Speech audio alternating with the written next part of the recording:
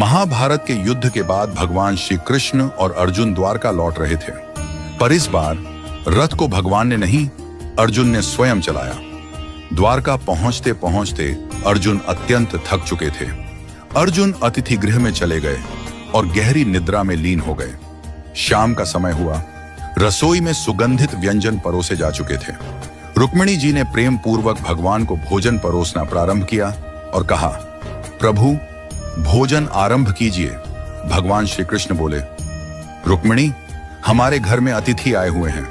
हम अतिथि के बिना अन्न का एक कौर भी ग्रहण नहीं कर सकते। रुक्मिणी जी बोली, आप आरंभ कीजिए प्रभु, मैं अर्जुन को बुला लाती हूं। रुक्मिणी जी जब अतिथि भवन पहुंची तो देखा अर्जुन गहरी निद्रा में थे, किंतु वह निद्रा भी साधारण नहीं थी। उनके रोम रोम से कृष्ण कृष्ण की ध्वनि प्रस्फुटित हो रही थी। उनके पूरे शरीर से ऐसा प्रतीत हो रहा था मानो हर कोशिका भगवान का नाम जप रही हो। रुक्मिणी जी उन्हें जगाना भूल गईं। उनके नेत्र नम हो गए।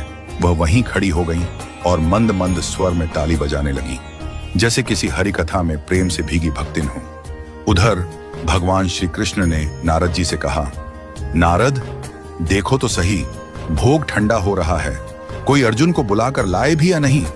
नारद जी तुरंत वीणा लेकर अतिथि भवन पहुंचे।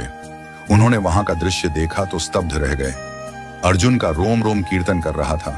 रुक्मिणी जी ताली बजा रही थी। नारद जी को दिव्य प्रेम का साक्षात्कार हुआ। वे भी अर्जुन को जगाना भूल गए और वहीं बैठकर अपनी वीणा पर गोविंद गोविंद का मधुर कीर्तन करने लगे। अब उधर सत्यभामा जी ने प्रभु से कहा, प्रभु भोग ठंडा हो रहा है, आप तो भोजन प्रारंभ करिए। भगवान बोले, हम अतिथि के बिना अन्न ग्रहण नहीं करते, अब तुम ही जाकर देखो क्या हो रहा है। सत्यभामा जी वहां पहुंची और वहां का दृश्य देखकर मोहित हो गईं।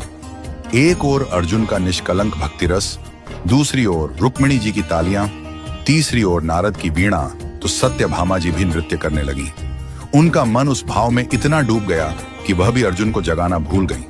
उधर भगवान बोले, सब कहते हैं भोग ठंडा हो रहा है, पर कोई हमें बुलाने वाला नहीं। लगता है मुझे स्वयं चलकर देखना पड़ेगा कि वहां ऐसा क्या हो रहा है जिसमें सब हमें ही भूल गए हैं। भगवान श्री कृष्ण वहां पहुंचे और जो दृश्य देखा वह अद्भुत था। भगवान के नेत्र सजल हो गए। प्रेम के अश्रु उनके नेत्रों से बहने लगे। उन्होंने धीरे से आगे बढ़कर अर्जुन के चरणों को अपने कर्कमलों से दबाना शुरू किया। जैसे ही भगवान के अश्रु अर्जुन के चरणों पर गिरे, अर्जुन चौंक कर उठे। वो बोले, प्रभु यह आप क्या कर रहे हैं? आप मेरे चरण दबा रहे हैं।